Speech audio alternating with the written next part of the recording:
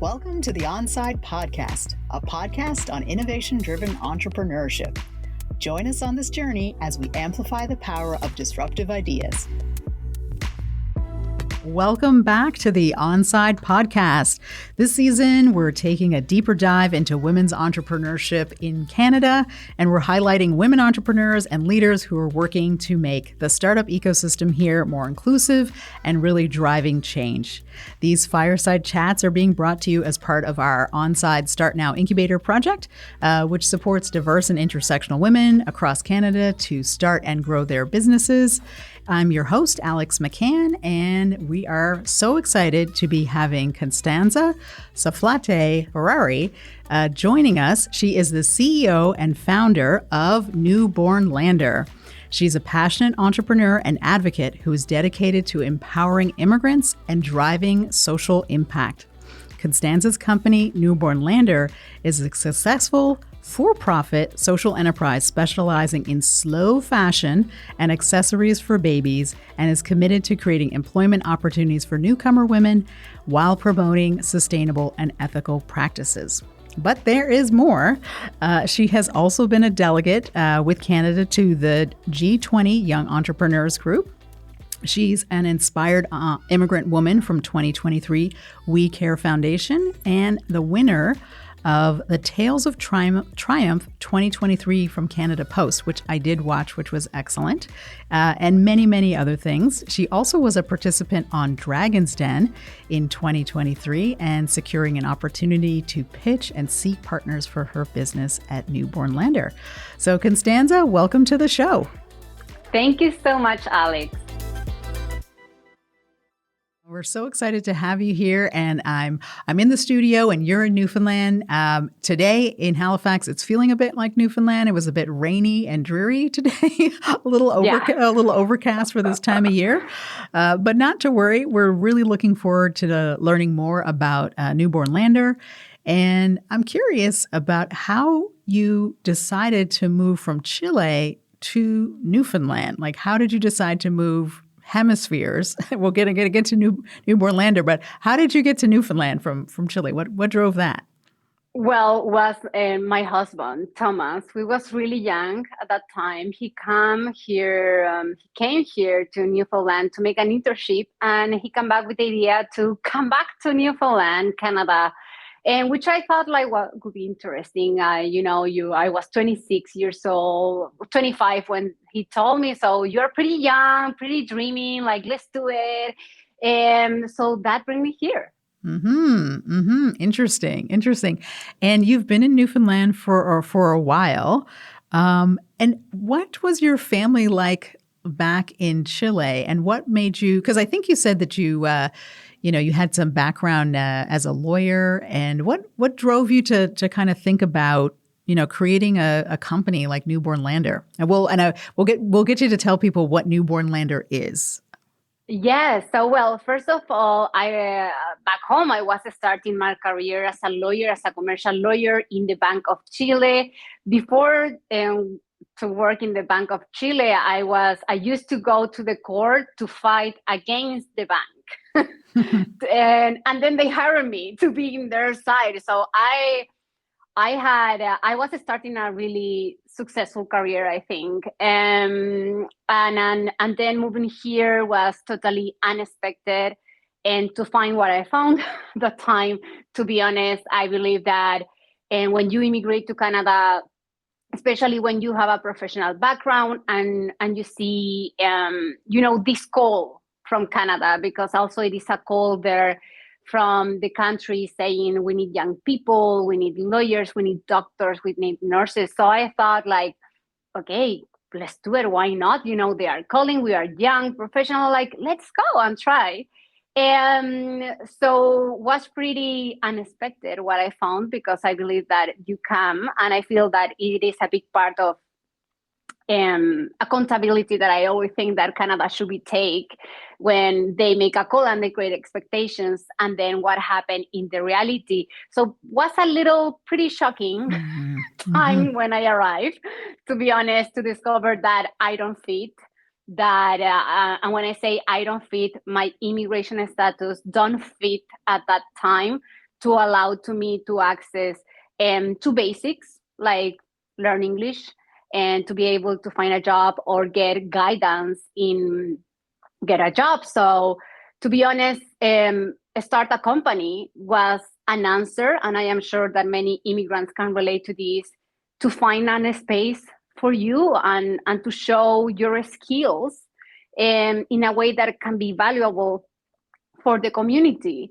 And that is why I started my business, because I couldn't find a job that bring me joy, but also at the same time where I can explode my potential, who truly I am. Mm-hmm. And that's why I started my company. Mm-hmm. So it was unexpected to start a company. Mm-hmm. That was a plan. Uh-huh. So you come from Chile. You're with your husband and your family, and it's not quite what you were expecting. And you kind of had to make some decisions. It sounds like, what are you going to do? How are you going to make yourself show up and have a little bit of control over your life. Yeah, I think a lot of immigrants can relate to that. I'm an immigrant myself. I'm now a Canadian. I'm very proud about that. But being an immigrant is tough, and you're trying to figure out where you are and what you can contribute, because you feel you have a lot of things to contribute. So what was it that gave you the idea to create Newbornlander? I know you have kids, but how did that kind of come about? Yeah. So, well, first of all, when we moved here was just Thomas and me, and I have my children here. And when that happened, I was working at a Starbucks at that time. I will share that my experience working in a Starbucks, which was my first job, was amazing because I learned English there. So a friendly environment, friendly people. And so I learned English as a child learned. I just absorb it. I don't know the rules. I don't understand the verb to be yet. And so I just learned. And then I was in my maternity leave. And I decided, okay, I love Starbucks. However, I already know how to do coffee really well. And I want to do something else. I think I can give more. And so then I was like, okay, could be a business. I don't know about what. And then I remember I tried to find a bandana bib for my 4-month-old. I found one was really ugly, expensive, and not useful.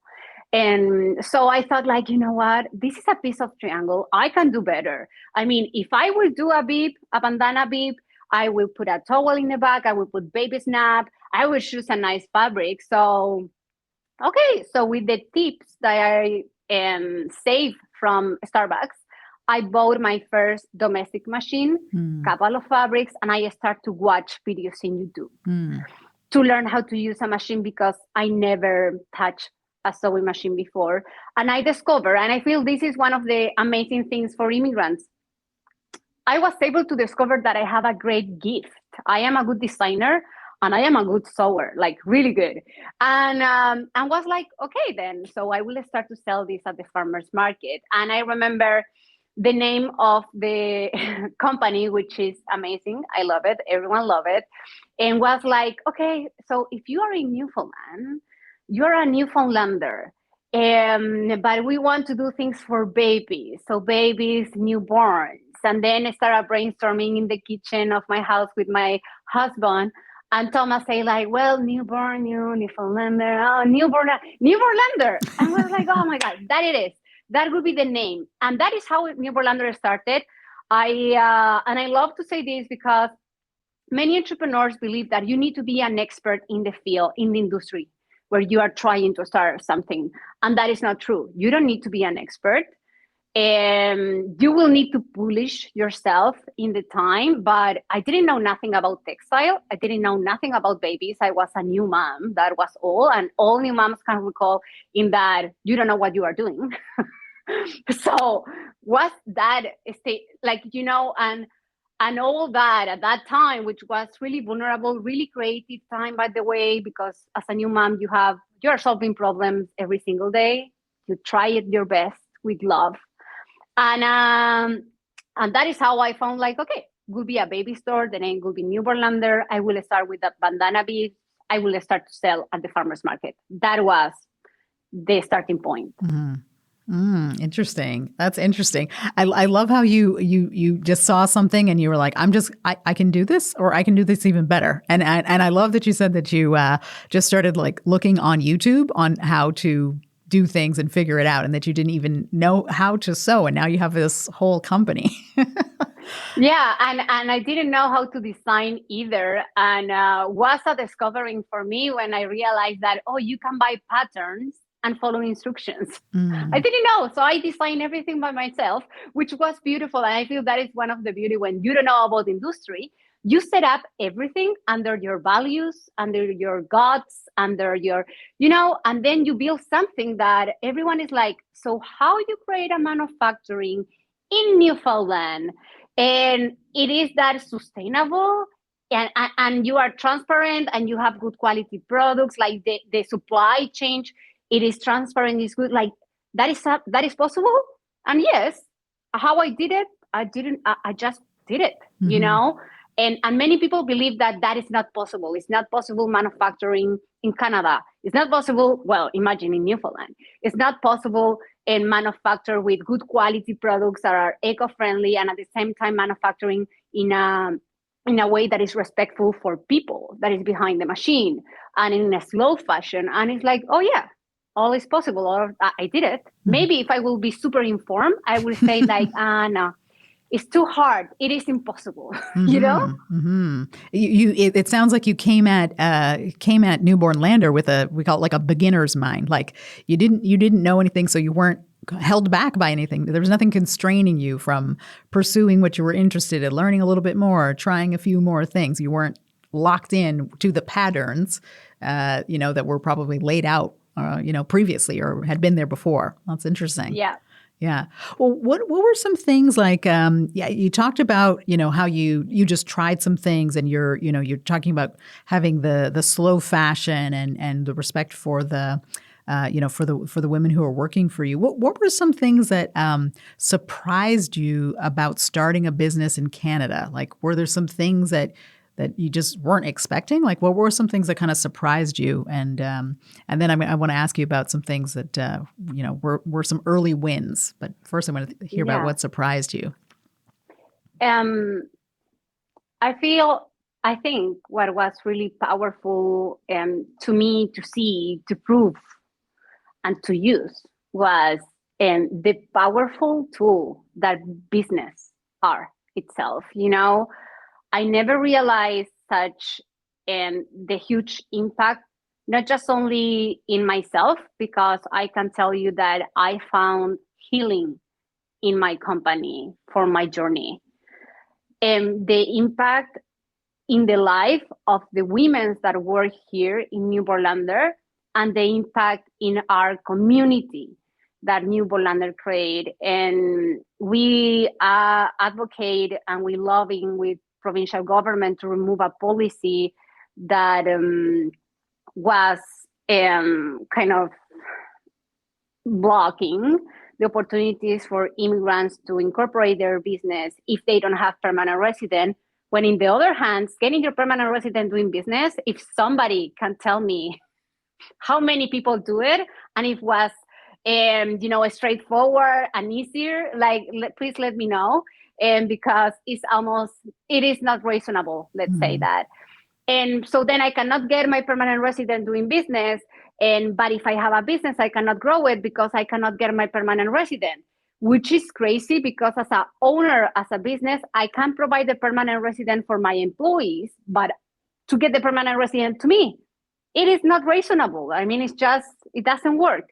So we advocate a lot, and the change happened. They remove a policy. And I will tell you, this is one of the beauties of Newfoundland and Labrador. And I will say about Atlantic Canada, probably, to live in spaces where get access to talk with politicians, with people in position of power is possible. And many times it's not that they don't want to, like, it's that they didn't know maybe about this concern and problem. And as soon as they learn, that was my experience. I don't think everyone is like that. I have the lucky to talk with the minister, Sarah Stubbley, but the way today, she is the Minister of Immigration. So I am a big fan there. And she learned, she advocated, she removed it. So, and that was for me, like, okay, so Newfoundlander is powerful. Newfoundlander is speaking about problems and concerns, and we are making change and educating our customers. Our customers are 95% Canadians, right? Maybe more. And all of them relate to the problem. So I love that quote that say, it's not your fault, but it's your problem. And when people buy in Newfoundlander and understand who we are, they also understand that they are part of the solution. And we will not be solved the whole problems in immigration. I know not that, and I don't pretend we are not a superhero. I know that, but we can alleviate this problem. And I feel we are a good example to employers. Again, I love to be a for-profit social enterprise because people believe that social enterprise is designed and born for non-for-profit. That is not true. Private need to play a role. This is not about money. We are a small business. Are always in Newfoundlander, the publicity that we had exceed the size of business that we are. And that is because the social component is so powerful that truly touch the community and the system as well. So that was my big realization of like, wow, Newfoundlander is not just a business. This is a platform of change. I love that. And I've known a few other entrepreneurs as well who, maybe they came here, they were in school, they're not permanent residents. Maybe they have a visa or something. They're trying to start a business. They're starting a business, but then they run into a roadblock because just like what you're saying, they couldn't get their permanent residence. And if they can't get their permanent residence, they can only stay for so long and they can only grow the business so big. So I think that is a huge accomplishment, and kudos to you to being able to reach the people that could have an ear to listen to what the problem was that was preventing you from not only seizing your dreams and creating the company, but also, by the policy change, you're helping other immigrants that are coming here trying to start businesses and grow businesses and contribute to the economy and hire people and all those kinds of things. And so I think that's really commendable. And you're absolutely right. I can see your passion about the social aspect of what you're doing in Newfoundlander, not just making products and selling them. Tell us a little bit about some of the women that they're working with you. I know you have a passion around the folks that are on your team. Yeah. So the women that work with us, they are in immigrant women's and refugee women's, and all of them was outside of the labor market. I feel so far I never hired someone with good English either. And so when I started Newfoundlander, I was like, okay, so I didn't know how to sew, and now look at me. I am really good. I didn't know how to speak, and now look at me. I can speak English. So how? Well, working, every day working. I believe that when you give the space and give the opportunity to others to show in their best version, it's nothing that can stop them, to continue believing in themselves and believing there is opportunities there.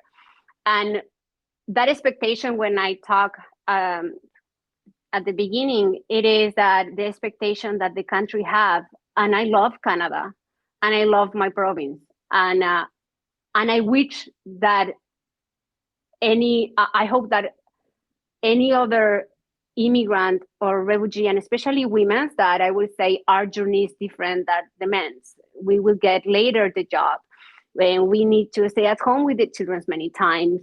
And so our journey is totally different and more isolated. I hope none of them get the experience that I have, where you don't feel worth it, where you don't feel capable, where you feel lost, where you feel that you are not anymore yourself, where the system put you a role. Like, you will not be anymore a lawyer here. You will be a cashier, you will make coffee, or you will clean.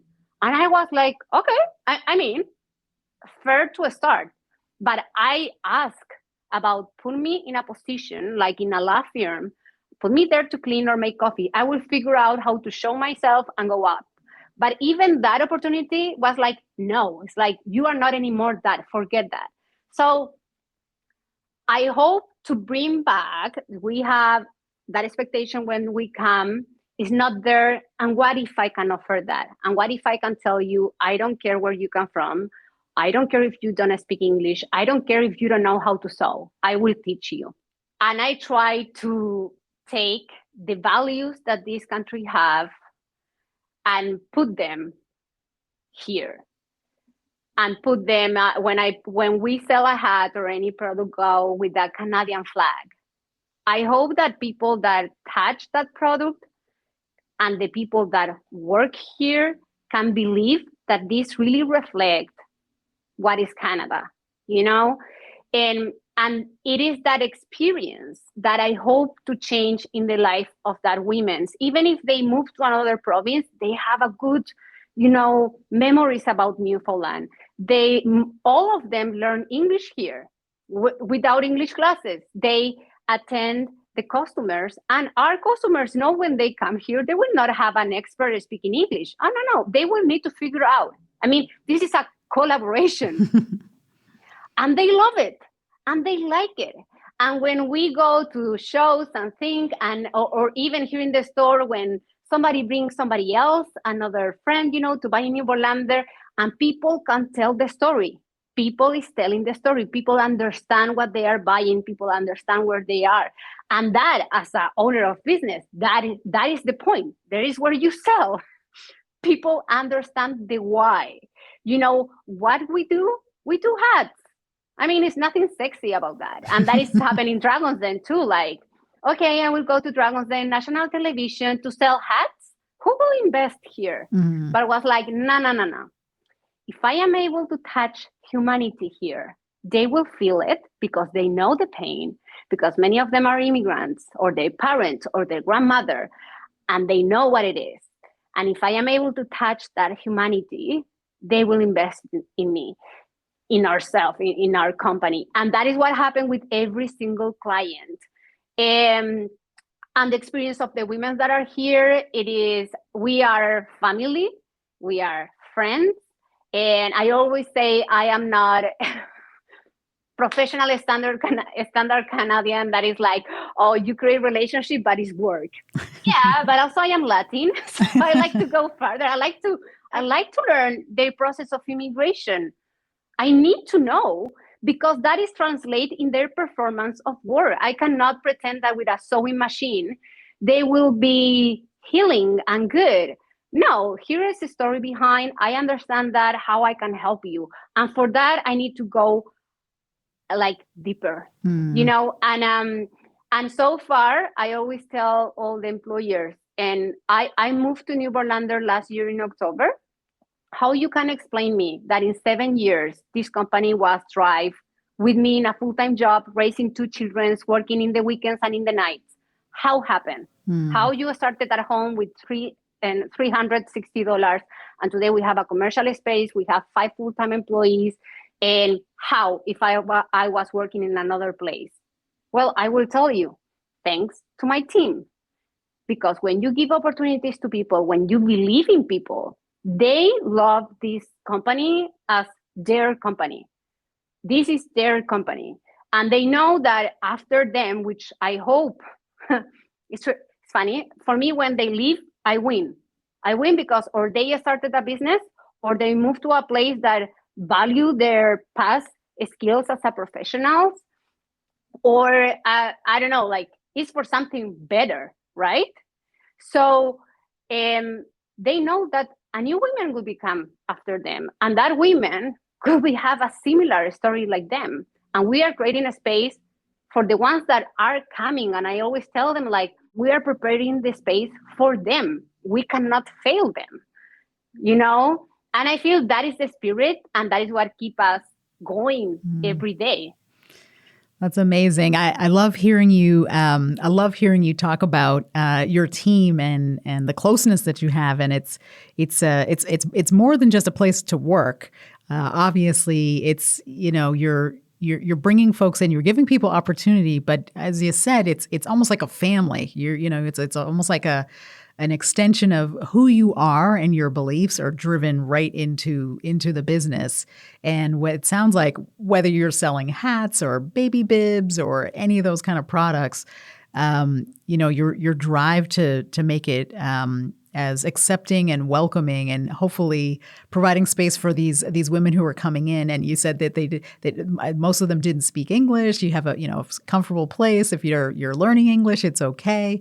And hopefully it sounds like you're preparing them and giving them some skills as well, whether to start their own business or move on and do something else. So it sounds like you found your people. Your people. I think when you're an entrepreneur, you need to find your people through your team and the ones that are supporting you. So I think that's pretty fantastic. You mentioned a little bit just now. About being on Dragon's Den. And I wonder if you could talk a little bit about that experience of what it was like to, be asked or prepared to go on a show like Dragon's Den. It's, it's super well known. And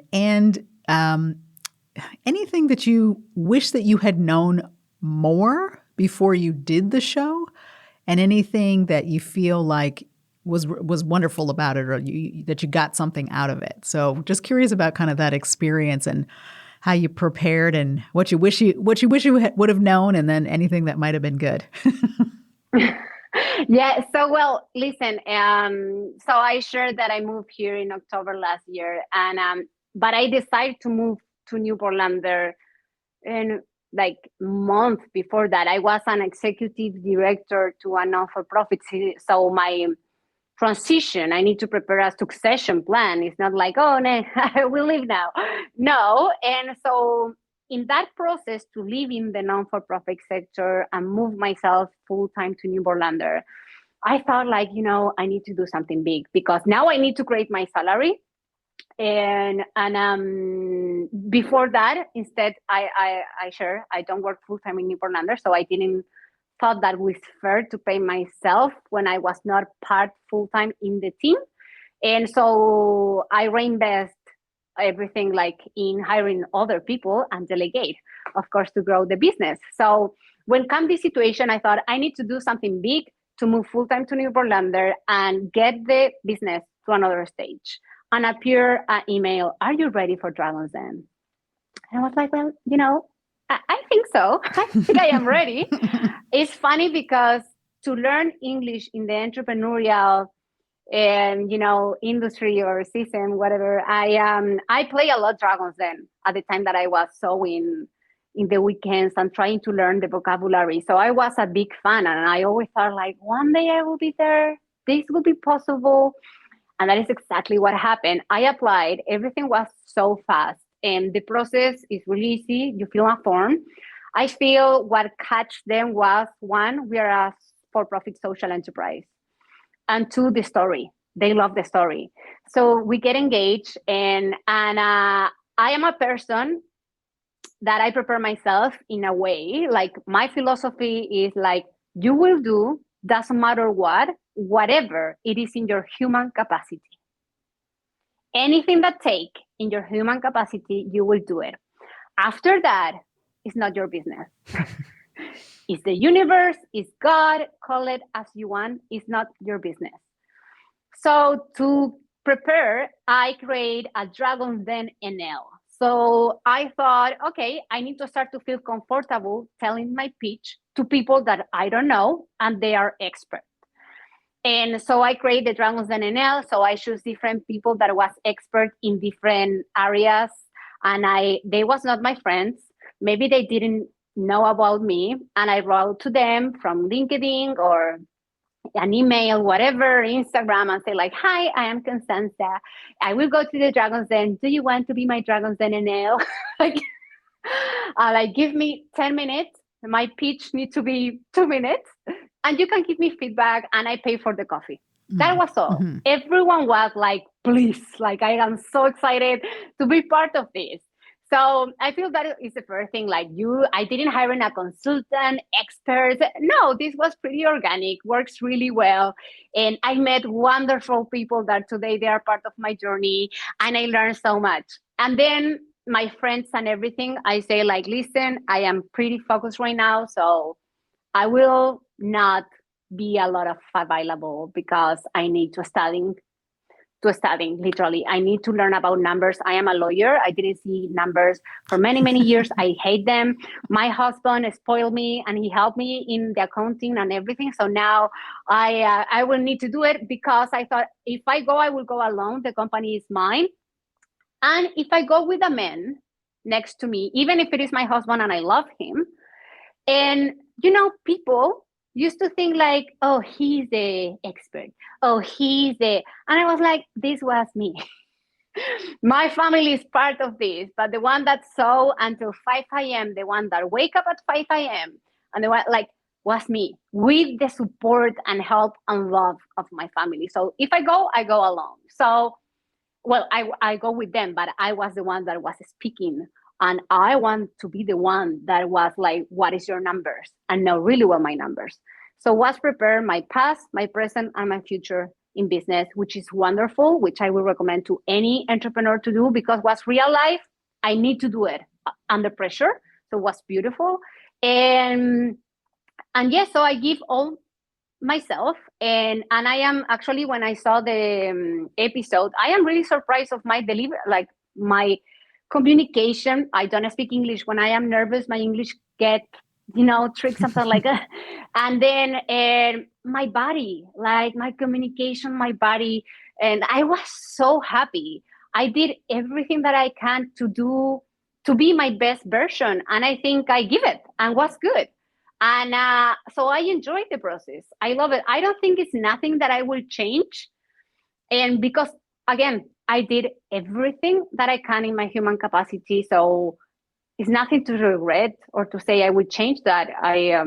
I did everything. I love it. I love it. Well, I watched your Dragon's Den episode, and you were fantastic. You were fantastic, and you had the little baby models kind of come out and kind of get ready and everything. So you were pretty fantastic at that, and I love that you really decided to make sure that you were the person who was going to be the face and come out there and answer all the hot questions and the hard questions, because Dragon's Den is not usually easy. They're kind of waiting for you. I mean, they're rooting for you, but they're also kind of like waiting to get you. So being confident and getting out there and being prepared, that's super important. If you were going to recommend to any women entrepreneurs or immigrant women entrepreneurs some additional things around like pitching or telling your story, we run some programming at Onside through the Start Now Incubator around telling your brand story, crafting your narrative. Is there anything that you would recommend to them on how to do that? Yeah, so I have different tips. And maybe if your English is not great, just do it in your born language and then you translate, then and memorize. Then I don't say the pitch in the way that should be, which is good because it's your own way and need to be natural. But you already absorb some keywords that you will use, and that give you confidence. Then don't be shy or feel shame. You need to tell your pitch to many people that you don't know and seek for feedback. I mean, feedback is a gift, right? And the other thing is like, I talk a lot in the mirror. Like I know everyone hates to hear your voice. And then like, you are like, that is me. Like, and also see yourself talking. Sometimes it's like not comfortable, but I record myself and listen later. I hate it. I did it again. Okay. And then in the camera, like in your cell phone, you can record yourself and see how you move the hands, and when you take the time, when you touch yourself, when you do this, and your hands can be up all the time, always giving. And I feel like that as much as you practice is the only way to feel comfortable. And I believe that whatever we do as an entrepreneurs is all the time go outside our zone of comfort. And it is uncomfortable, but you can create that zone of comfortable when you practice, and then it's not anymore a struggle, and then you see yourself and you feel proud about yourself. And you don't need to hire in again a consultant. Like, we are entrepreneurs, we don't have money.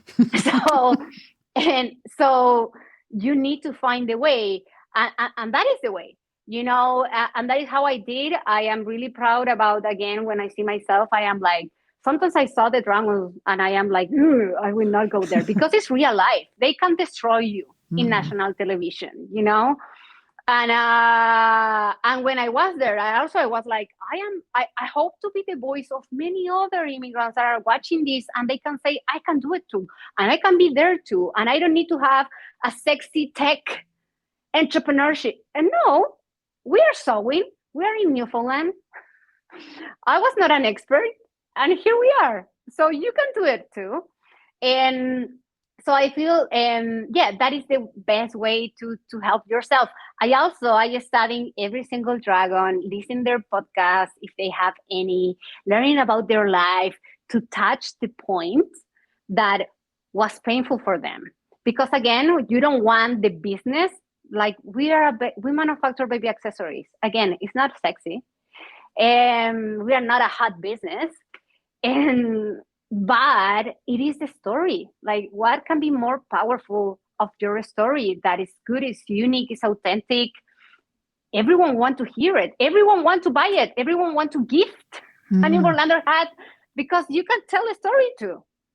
And that is the value. That is the secret sauce. I love it. I love it.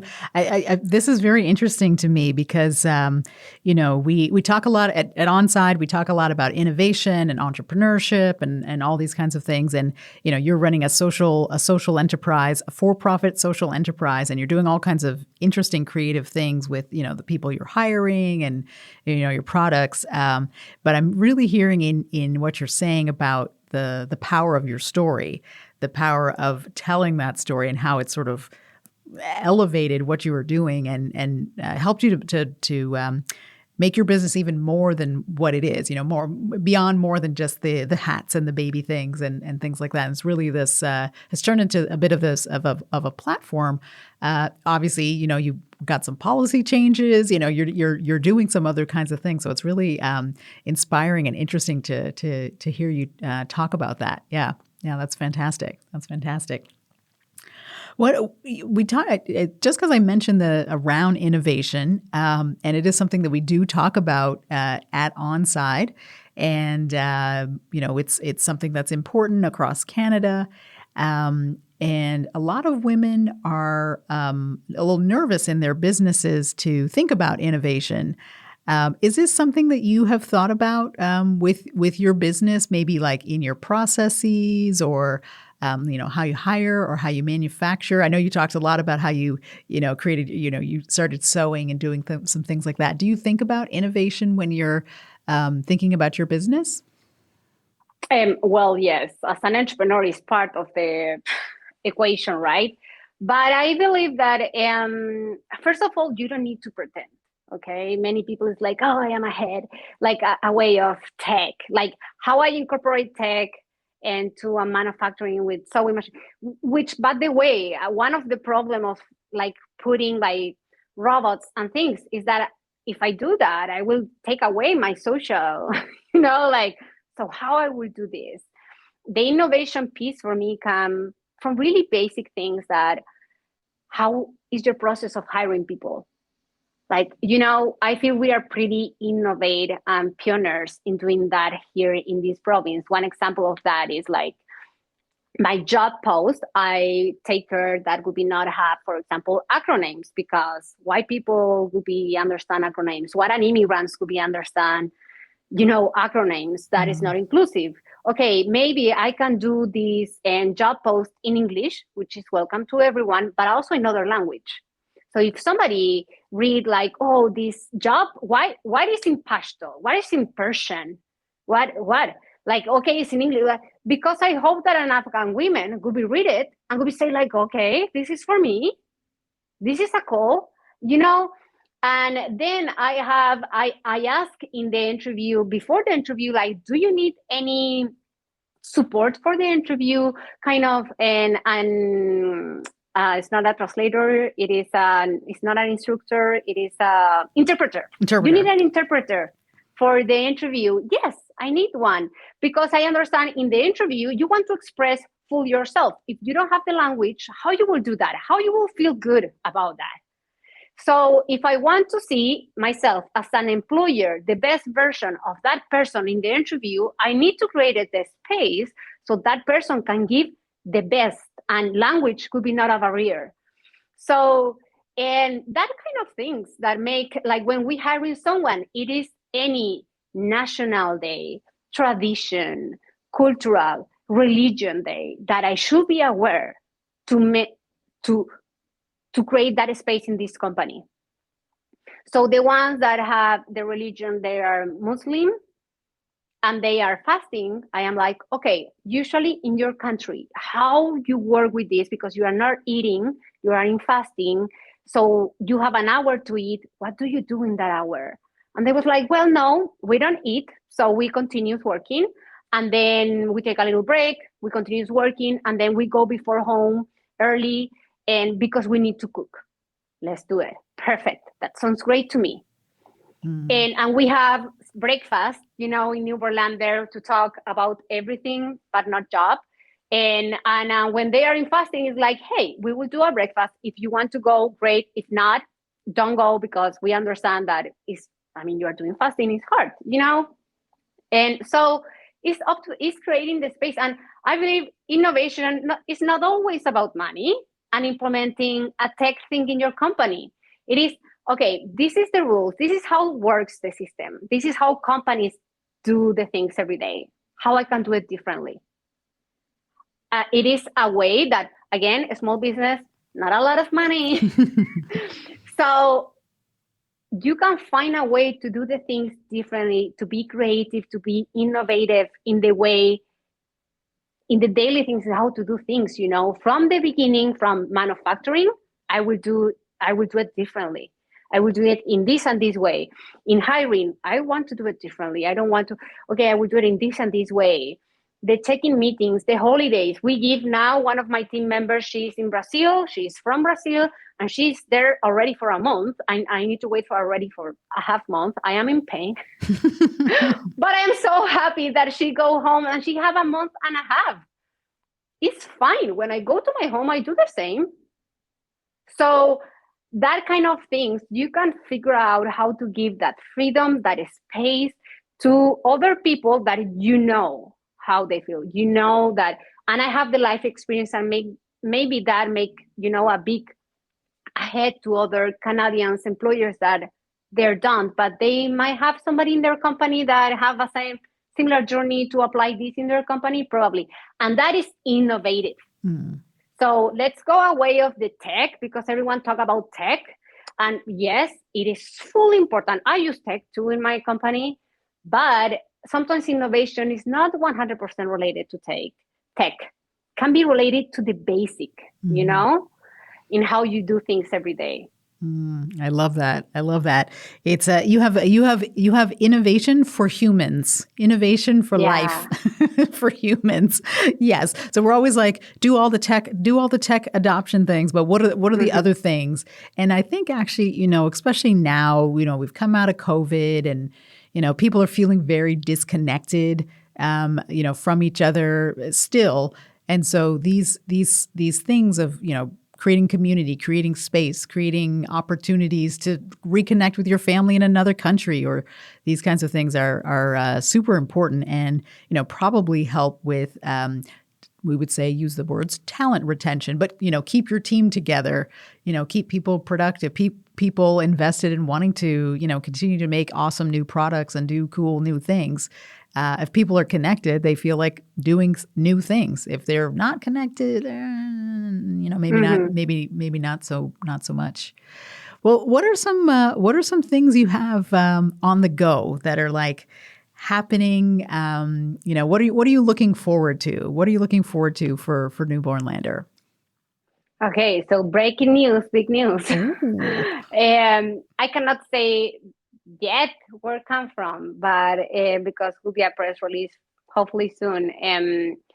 But Newfoundlander will be open a settlement employment program for refugee women. And we are looking for impact a large number of refugee women. We will provide innovative ESL classes. That is innovative because we'll be focused in industry. So it's manufacturing, it is selling, and it's not about the verb to be and the weather and Christmas and Halloween that, to be honest, you don't get a job like that with that. So, and this would be English classes that will be help you to get the job. And this program will be have sewing classes. What I want is that working in the non-for-profit sector and with refugee women, many times what we offer to them, it doesn't solve the real problem. It's not that these women, many of them are not able to enter to the labor market. It is that they need to find their self first, kind of come back to their self, to trust, to be empowered, to believe that they are worth it. And with the experience of Newfoundlander and the non-for-profit sector, can this big idea that we pitch, that we was here, somebody invest in our company to make it happen. So soon you will see here in Newfoundlander and a big program for a lot of refugee women, something that I always dream, but I always believe that it can be only just in the non-for-profit sector.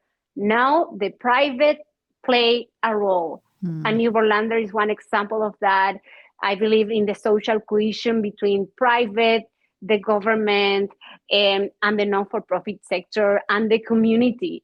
And I will not say that we will be successful. We will try. We are trying to be innovative and try something new.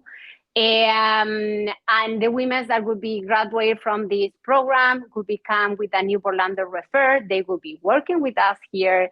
They will be training our sewing machine and making our products as well to be connected to the private sector and in selling, in manufacturing, in starting their own business. So that will be happen. And in the coming month, we will start with the recruitment now soon. And when you believe, and sometimes I will tell you as the owner of a social enterprise, I believe that the system is not ready for me.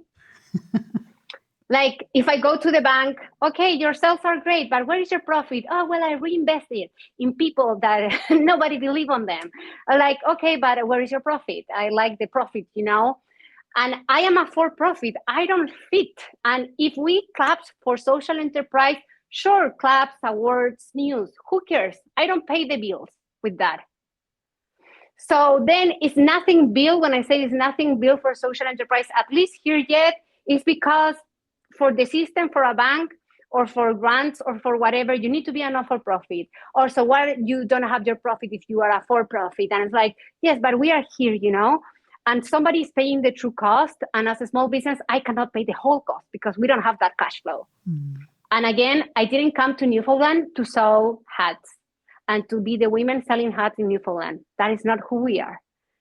We are here to make huge impact, and it's real. Some people is watching.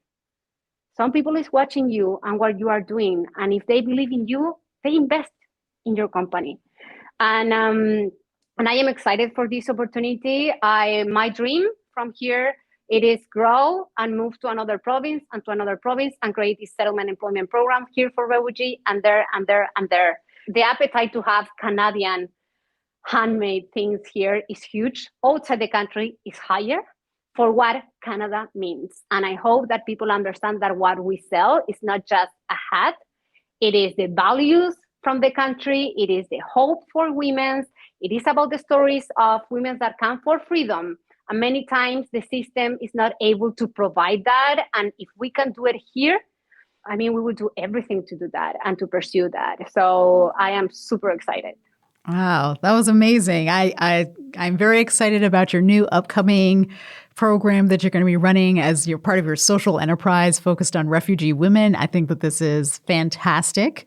I can feel your passion, and I really can't wait to see it let the rubber hit the road. Yeah, let the rubber hit the road on this work. I think it's fantastic. And in a lot of our programs too, we have a lot of immigrant women who are entrepreneurial. Actually, some of the most entrepreneurial women in Canada are immigrant or refugee women, which we talked about kind of out of necessity. So this is really fantastic. Constanza, I want to thank you for joining me today. If folks want to learn a little bit more about Newfoundlander or about you, what are some ways that people can connect and learn a little bit more about what you're up to? Yeah, so we have a beautiful website, which is in newbornlander.ca, and there you will find our information and email in social. Follow us in Newfoundlander. Now come Christmas, so we hope to have the support of the community. We ship across Canada and also USA, so there you can find everything what we do. We customize a lot. We send letters if you need to send somebody a gift to other person in another place. We have everything set up, and to give you a good quality baby accessories handmade in Canada, but most important, to help all these women that are arriving to our country and provide them an opportunity and to reinvent themselves. So awesome. I love it. I love it. I love it. Well, for our guests who have tuned in or who will tune in later, I want to, thank Constanza for joining us here today. To learn a little bit more about Onside, you can go to our website, which is onsidenow.ca. Check out our Start Now incubator. Of course, like and subscribe to the podcast, and follow us on Instagram or wherever else you feel is appropriate for you in social media. And with that, we'll wrap it up for today, and we'll see you guys next time. Thank you so much.